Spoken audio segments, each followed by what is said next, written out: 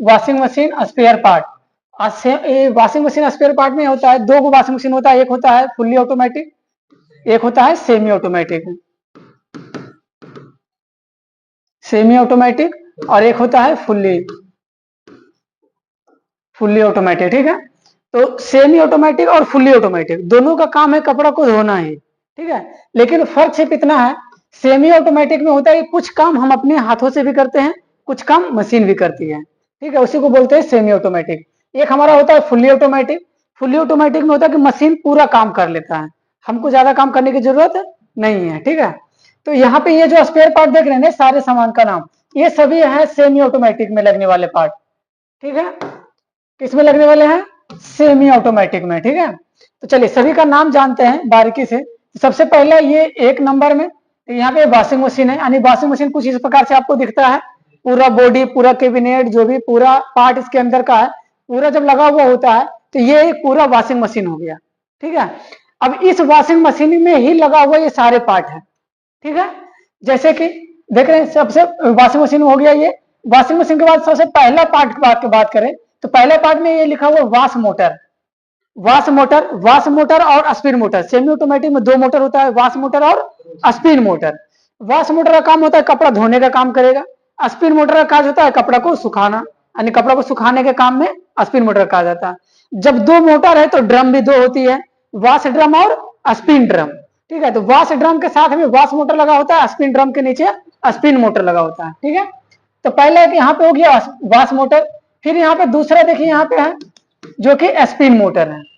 ठीक है, तो ये स्पिन मोटर बता दिए वॉश ड्रम के साथ में लगा रहेगा वॉश मोटर, स्पिन ड्रम के साथ में स्पिन मोटर। ठीक है, अगला हमारा है वॉश टाइमर।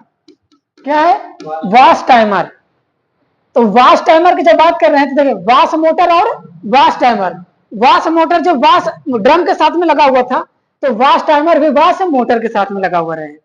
ठीक है, यानी वॉश मोटर को चलाने के लिए वॉश टाइमर लगे रहेगा।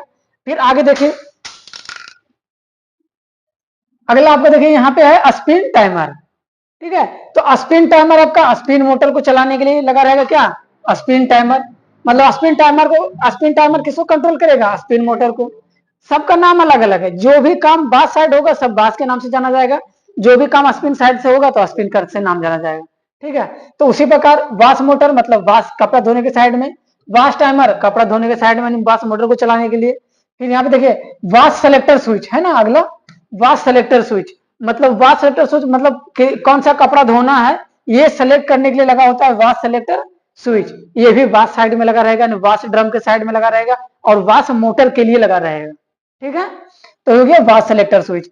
फिर दूसरा आपका है नोब स्विच।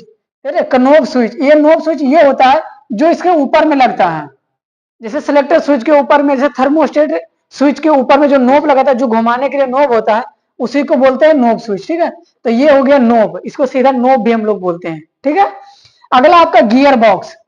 क्या है ये? Gear box. गियर बॉक्स आपका लगा रहता है वॉश मोटर के साइड में ही। ठीक है, क्योंकि गियर बॉक्स का काम होता है लेफ्ट साइड और राइट साइड घुमाता है, उसमें गाड़ी बना होता है और गियर बॉक्स से ही जुड़ा होता है पल्सेटर हमारा। ठीक है, जो पल्सेटर हमारा होता है, पल्स्टर जिसको हम लोग बोलते हैं, वही पल्सेटर गियर बॉक्स के पुल्ली के साथ में जुड़ा हुआ होता है। ठीक है, तो ये गियर बॉक्स भी वॉश मोटर के साथ रहेगा। फिर आगे देखिए गियर बॉक्स पुल्ली, यानी गियर बॉक्स के नीचे एक पुल्ली लगा होता है जिसपे कि मोटर से बेल्ट को चढ़ाया जाता है।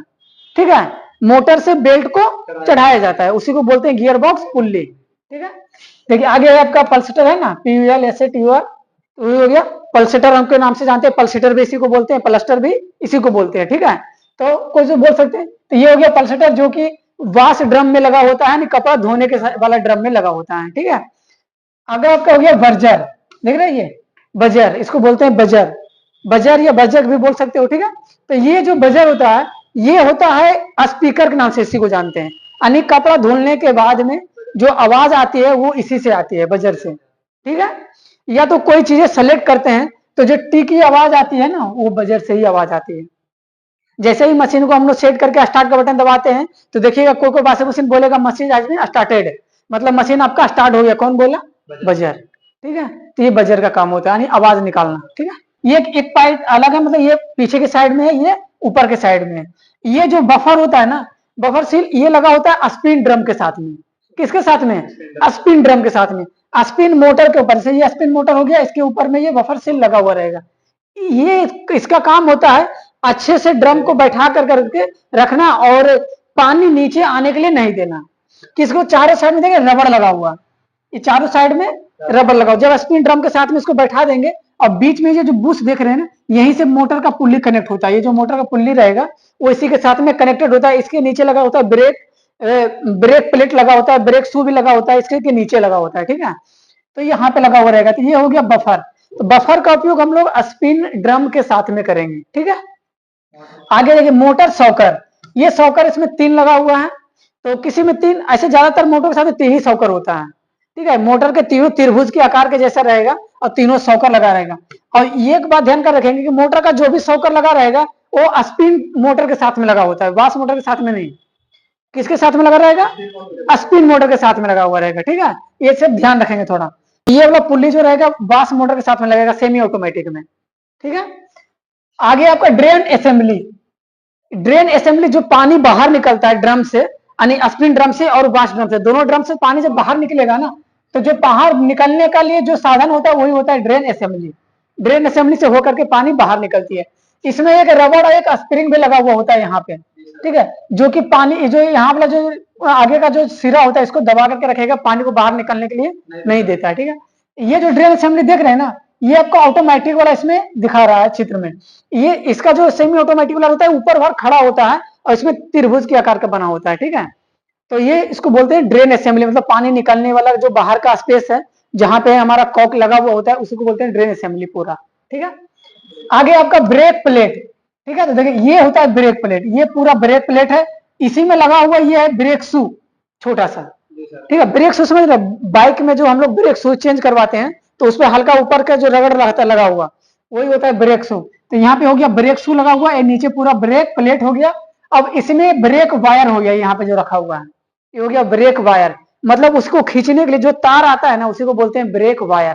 ठीक है, ये है स्पिन ड्रम, देख रहे हैं, ये है स्पिन ड्रम, यानी गोल आकार में रहेगा पतला सा, ये स्पिन ड्रम। और ये जो पुल्ली नीचे देख रहे हैं स्पिन ड्रम के नीचे, यही पुल्ली आपका इसमें आके लगेगा, बफर में आकर के लगेगा, इसके नीचे बफर लगा हुआ रहेगा। ठीक है, अब यही बफर आपका मोटर के साथ में कनेक्ट रहेगा, इसके साथ में ये ब्रेक प्लेट के साथ में, ब्रेक शू के साथ में एक बीच में पुल्ली लगता है कनेक्ट करने के लिए, यानी मोटर और ड्रम को कनेक्ट करने के लिए बीच में एक पुल्ली लगेगा, उस पुल्ली को बीच में कनेक्ट करके फिर मोटर के साथ में कनेक्ट कर दिया जाता है।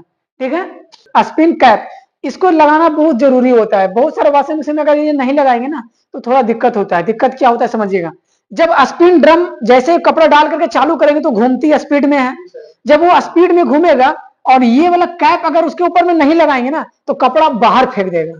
जब कपड़ा बाहर फेंकेगा तो हो सकता है दरवाजा खोल करके बाहर भी आ सकती है। अगर बाहर नहीं आई तो ड्रम के नीचे और ऊपर दोनों के बीच में इतना गैप होता है, अगर उस गैप के अंदर चला जाएगा कपड़ा तो पूरा ड्रम को जाम कर देगा। हो सकता है तो टूट भी सकती है ड्रम, मोटर भी जल सकती है, नीचे बेल्ट में जाके फंस सकता है, बहुत ज्यादा नुकसान भी आपका हो सकता है। ठीक है, तो इसको लगाना बहुत जरूरी होता है। स्पिन ड्रम में कपड़ा डालने के बाद में ऊपर से इस वाली कैप को डाल देना होता है। ठीक है, ताकि कपड़ा नीचे की साइड में दबा रहे ऊपर आने के लिए नहीं देगा, ये फंस जाता है ड्रम के ऊपर आते हुए चारों साइड। ठीक है, तो इसको डालना बहुत जरूरी होता है। ठीक है, आगे देखिए ये है ड्रेन पाइप। ड्रेन पाइप समझ रहे हैं ना, यानी कि ये ड्रेन असेंबली के बाहर यहाँ पे जो लगाएंगे इसमें लगा करके पानी को बाहर निकालने के लिए ड्रेन पाइप का इस्तेमाल किया जाता है। यानी ये पाइप छोटा बड़ा साइज में दोनों साइज में आता है। अब इसको बड़ा बनाना है तो दूसरा 2 पाइप जोड़ करके भी लंबा लेके जा सकते हैं। ठीक है, तो ये होता है ड्रेन पाइप, दोनों पाइप का इस्तेमाल आप कर सकते हैं। तो ये कुछ सामान का नाम है जो कि सेमी ऑटोमेटिक में प्रयोग होने वाला सामान है। ठीक है, तो ये सारी चीजों को नोट कर लीजिए और लिख लीजिए सेमी ऑटोमेटिक में, ये सारे सामान याद भी कर लेना है। सबका नाम जब याद रहेगा तो काम करते समय थोड़ा सा हेल्प मिल जाएगा। ठीक है,